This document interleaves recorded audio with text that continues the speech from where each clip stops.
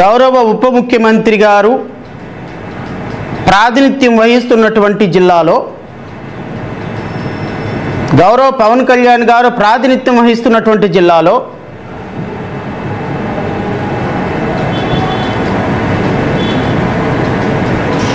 ఒక schedule caste కులానికి సంబంధించిన వ్యక్తి చనిపోతే ఆ చనిపోయినటువంటి వ్యక్తిని శవపేటికలో పెట్టుకొని బరియల్ చేయటానికి ప్రధాన రహదారి గుండా వెళ్తూ ఉంటే ఆ ప్రధాన రహదారి గుండా వెళ్తున్న సందర్భంలో ఒక పర్టికులర్ కులానికి సంబంధించినటువంటి వ్యక్తులు, మీరు ఈ కులం ఈ గొంతులో నుంచి ఈ మెయిన్ రోడ్లో నుంచి నడవటానికి వీల్లేదు, మీరు మీ శవపేటికని పొలాల గుండా తీసుకొని వెళ్ళాలి తప్ప మా ఇళ్ల ముందు నుంచి తీసుకొని వెళ్ళటానికి మీకు పరిమితి లేదు అని వాళ్ళని అడ్డగిచ్చి కొట్టి, నేను అడుగుతున్నా సమాజాన్ని కూడా నేను అడుగుతున్నా, ఈ దేశానికి స్వతంత్రం వచ్చి రమారమి 80 సంవత్సరాలు కావస్తుందే. 80 సంవత్సరాల తర్వాత కూడా ఒక కులంలో ఒక మనిషి చనిపోతే ఆ మనిషి యొక్క శవాన్ని ప్రధాన రహదారి గుండా తీసుకువెళ్ళటానికి కూడా పర్మిట్ చేయని కొన్ని వందల మంది దాడి చేసి శవపేటికని 10 సార్లు కింద పడేశారండి. నేను మీకు వీడియో చూపిస్తా. శవపేటికని 10 సార్లు కింద పడేసినటువంటి వైనం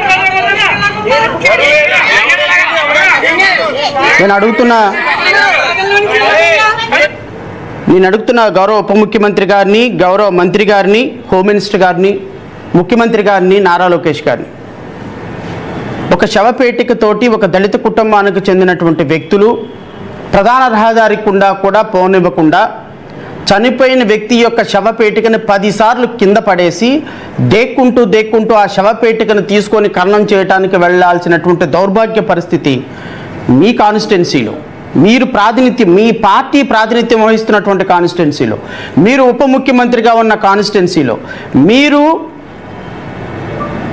మీ యొక్క పార్టీకి ప్రధానమైనటువంటి పట్టు ఉన్నది అని భావించేటువంటి అత్యంత చైతన్యం కలిగినటువంటి ఈస్ట్ గోదావరి లాంటి, ఉమ్మడి ఈస్ట్ గోదావరి లాంటి జిల్లాలో, అండ్ అంత దురదృష్టకరమైంది అంటే ఆ జిల్లాకి పేరు డాక్టర్ బిఆర్ అంబేద్కర్ కోనసీమ జిల్లా. దేశానికి స్వతంత్రం, రాజ్యాంగం అందించినటువంటి ఒక మహనీయుడు పేరు పెట్టుకున్నటువంటి జిల్లాలో అత్యంత దుర్మార్గకరమైనటువంటి ఒక అంశం జరిగి కనీసం శవాన్ని కూడా ప్రధాన రహదారులు గుండా తీసుకొని వెళ్ళనివ్వటానికి ఇబ్బందిగా పడేటువంటి ఒక కొన్ని వందల కుటుంబాలు కలిగినటువంటి ఒక కమ్యూనిటీ మీద దాడి జరిగితే ఎక్కడున్నారండి మీరు? ఉప ముఖ్యమంత్రి గారు ఎక్కడున్నారు? ముఖ్యమంత్రి గారు ఎక్కడున్నారు? మా హోమ్ మినిస్టర్ గారు ఎక్కడున్నారు? ఇదే కమ్యూనిటీకి, దళిత కమ్యూనిటీలో నుంచి దళిత కార్డు వేసుకుని వెళ్ళి నువ్వు ముఖ్యమంత్రి, మీరు హోమ్ మినిస్టర్ అయినారమ్మా. మీరు ఈ కార్డు వేసుకొని హోమ్ మినిస్టర్ అయిన కారణంగానే మీకు ఈరోజు హోమ్ మినిస్టర్ ఇచ్చారు. అదే మీరు ఆధిపత్య కులాల వాళ్ళైతే మీకు హోమ్ మినిస్టర్ రాదు. అలాంటి మీరు ఈరోజు ఇంత దుర్మార్గం జరిగితే మీ కాన్స్టిట్యున్సీకి ఈ జరిగిన దుర్మార్గానికి కోతవేటు దూరం ఉంటుంది అంతే. కోతవేటు దూరంలో మ్యాక్సిమం 40 నుంచి 50 కిలోమీటర్స్ మీరు ప్రాతినిధ్యం వహిస్తున్నటువంటి పాయకరావుపేట కాన్స్టిట్యున్సీకి కోతవేటు దూరంలో పీగన్నవరంలో ఈ ఇన్సిడెంట్ జరిగితే స్పందించారమ్మా? రాష్ట్ర పోలీసులు దీని మీద మేము గొడవ చేస్తే 16వ తారీఖున ఇన్సిడెంట్ తీసుకొని వెళ్ళి రిపోర్ట్ ఇస్తే, ఎవర్రా పని పాట లేని నా కొడకల్లారా, మధ్యరాత్రులు వచ్చి కంప్లైంట్లు ఇస్తారా మీరు? మీకేం పని పాట లేదా? మాకేనా పని పాట లేకుండా పడుకున్నామా? పోండే తర్వాత రండి పోండి అని గదమాయించి ఆ కంప్లైంట్ ఇవ్వటానికి వెళ్ళినటువంటి వ్యక్తులని ఇస్తిరి బయటకు తరిమేసేటువంటి పరిస్థితి తీసుకొచ్చినటువంటి ఈ రాష్ట్రంలో మీరు లా అండ్ ఆర్డర్ ఉంది అని భావిస్తున్నారా? నాకు తెలిసి సినిమాల్లోనే చూస్తానేమో ఇలాంటి ఇన్సిడెంట్స్. అయ్యా మా పాప తప్పిపోయిందని పోలీస్ స్టేషన్కి వెళ్తే ఎవరితోనో లేచిపోయిందేమో చూసుకోపో అనే పోలీసులు సినిమాల్లో చూసి ఉంటాం మనం. కానీ ఇక్కడ అంతకంటే దారుణం. ఈ రాష్ట్ర పోలీసులు అంతకంటే దారుణంగా దళితుల జీవితాలు ఉన్నాయని చెప్పడానికి ఇది ఒక తార్కాణం. డాక్టర్ సుధాకర్ని పెడరెక్కలు విరిచి కట్టినప్పుడు పరుగోమని సిబిఐ ఎంక్వైరీ కోసం హైకోర్టుకు వచ్చారే, మరి మీ చేతుల్లోనే అధికారం ఉందిగా. మీరెందుకు అరెస్ట్ చేయలేదు నిందితుల్ని? ఎందుకు వాళ్ళని రిమాండ్కి పంపించలేదు నిందితుల్ని? కోర్టు రిమాండ్ ఇవ్వలేదు. కోర్టు రిమాండ్ ఇవ్వకపోతే అది మీ రాష్ట్ర ప్రభుత్వ బాధ్యత. రాష్ట్ర ప్రభుత్వం అంబటి రాంబాబు గారు ఒక చిన్న మాట తూలినందుకు, ఆవేశంలో ఒక చిన్న మాట మాట్లాడినందుకు ఆయనకి 20 రోజులు ఆ రిమాండ్ వేయించారే. ఇంత దారుణం జరిగి అందులో అత్యంత సీరియస్ అఫెన్సెస్ ఉన్నటువంటి SC ST యాక్ట్ 16వ తారీఖు ఇన్సిడెంట్ జరిగితే మా గొడవలు చేస్తే మేము వెళ్ళి రోడ్ల మీద కూర్చుంటే 19వ తారీఖున FIR కట్టారు.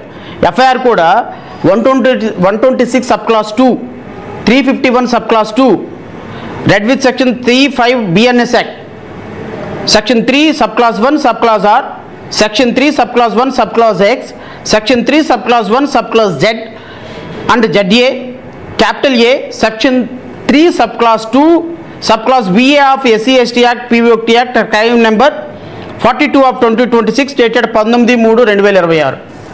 ఇన్ని అఫెన్సెస్ తోటి 5 సంవత్సరాల జైలు శిక్ష పడగలిగినటువంటి అఫెన్సెస్ కట్టిన మీరు నిందితుల్ని ఎందుకు జైలుకి పంపించలేకపోయినారో మీరు రాష్ట్ర ప్రజలకు వివరణ ఇవ్వాల్సిన బాధ్యత గౌరవ హోమ్ మినిస్టర్ గారి దగ్గర, గౌరవ ఉప ముఖ్యమంత్రి గారు, గౌరవ ముఖ్యమంత్రి గారి మీద ఉన్నది అని నేను మీ ద్వారా రాష్ట్ర ప్రజలకు తెలియజేస్తున్నాను.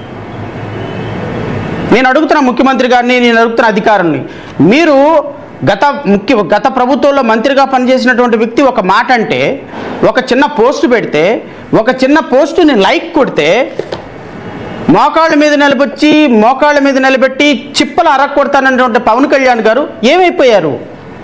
సోషల్ మీడియాలో ఒక చిన్న మాట మిమ్మల్ని అన్నందుకు, ఒక చిన్న మాట మీ అబ్బాయిల్ని మీ పిల్లల్ని నిందించినందుకు, లేకపోతే సోషల్ మీడియాలో ఒక కామెంట్ చేసినందుకు అరెస్టులు చేయటం లేదని పోస్ట్ ఫార్వర్డ్ చేసినా కూడా వెంటబడి వేధించి స్పెషల్ టాస్క్ పోలీసులతో అరెస్ట్ చేశారే. మరి ఇంత దారుణం జరిగితే నిందితులు ఎందుకు అరెస్టు చేసి రిమాండ్కి తరలించలేదు? రిమాండ్ ఎందుకు జడ్జి చేత చెప్పి యాక్సెప్ట్ చేయించలేదు? రిమాండ్ యాక్సెప్ట్ చేయించాల్సిన బాధ్యత రాష్ట్ర ప్రభుత్వానిది. ఈరోజు 200 మంది ఆ కుటుంబం మీద పడి దాడి చేస్తుంటే ఆ కుటుంబానికి రక్షణ కల్పించడంలో మీ ప్రభుత్వం ఎందుకు విఫలమైందని అడుగుతున్నాను నేను. SC ST యాక్ట్ చట్టం ప్రకారం SP అండ్ కలెక్టర్ ఆ కుటుంబాన్ని పరామర్శించి ఆ కుటుంబంలో ఉన్నటువంటి వ్యక్తులకు భరోసా ఇవ్వవలసినటువంటి SP కలెక్టర్ ఈ రోజు వరకు ఆ కుటుంబాన్ని ఎందుకు పరామర్శించలేదని అడుగుతున్నా. గౌరవ హోమ్ మినిస్టర్ ఎందుకు పరామర్శించలేదని అడుగుతున్నాం. ఆ కుటుంబానికి జరిగినటువంటి అన్యాయం పట్ల ముఖ్యమంత్రి ఎందుకు ప్రకటన చేయలేదని అడుగుతున్నాం. అంటే ఎస్సీలు అంటే మీకు చులకనా? SC ఓట్లు అంటే మీకు చులకనా? SC ఓట్లు మాత్రం కావాలి కానీ ఎస్సీలకి అన్యాయం జరిగితే మీరు పరామర్శించరా? ఎస్సీలు అధికారం ఇస్తే కావాలి కానీ ప్రతిపక్షంలో ఉన్నప్పుడేమో వాళ్ళని వాటేసుకొని వాళ్ళని ముద్దులు పెట్టి ఎస్సీల కోసం యాత్రలు, ఎస్సీల కోసం ప్రత్యేక సమావేశాలు, ఎస్సీల్లో ఉన్నటువంటి కొంతమంది కుక్కలను తీసుకొని వెళ్ళి పక్కన కూర్చోబెట్టుకొని వాళ్ళ ద్వారా ఎస్సీ సమాజాన్ని ఉద్ధరిస్తున్నట్టు మాటలు చేసుకున్నారే.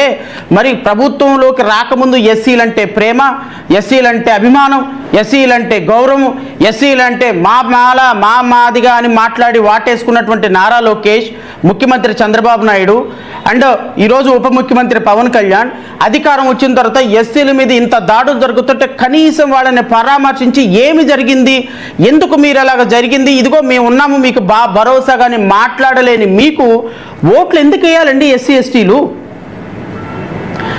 ఎస్టీలు మీకు ఓట్లు ఎందుకు వేయాలి? ఓట్లేసి ఈ విధంగా జాతి వివక్షతకి గురవుతుంటే ఇంట్లో కూర్చొని తలుపులు వేసుకొని ఏడవటానికి మీకు ఓట్లేసారా? మా వీధుల్లో కుళాయిలు ఉండవు, మా వీధులకు రోడ్లు ఉండవు, మా దళిత కుటుంబాల్లో ఉన్నటువంటి వ్యక్తులకి ప్రత్యేకమైన సదుపాయాలు ఉండవు, వాళ్ళకి ఏ విధమైనటువంటి సబ్ప్లాన్ నిధుల నుంచి వాళ్ళకి లోన్లు ఉండవు, వాళ్ళకి ఏ విధమైనటువంటి ప్రత్యేక బడులు ఉండవు, వాళ్ళకి ఏ విధ రాజ్యాంగంలో వాళ్ళకి ఇచ్చినటువంటి ఏ హక్కులు వాళ్ళకి ఇవ్వకుండా వాళ్ళని కాళ రాస్తున్నటువంటి మీరు 2024 జూన్ 11 నుంచి ఈ రోజు వరకు ₹1 కనీసం ఎస్సీ సబ్ప్లాన్ నుంచి రూపాయి నిధులతోటి ₹1 ఇచ్చిన పాపాన మీరు పోలేదే. ఎస్సీ సప్లాన్ నిధుల నుంచి కేటాయించాల్సినటువంటి నిధులు వాళ్ళకి ఇవ్వటం లేదే. వాళ్ళకి బడ్జెట్లో రావాల్సినటువంటి 25,000 కోట్ల రూపాయల హక్కుగా వాళ్ళకి రావాల్సినటువంటి సెక్షన్ 11 ప్రకారం ఎస్సీ ఎస్టీ సప్లాన్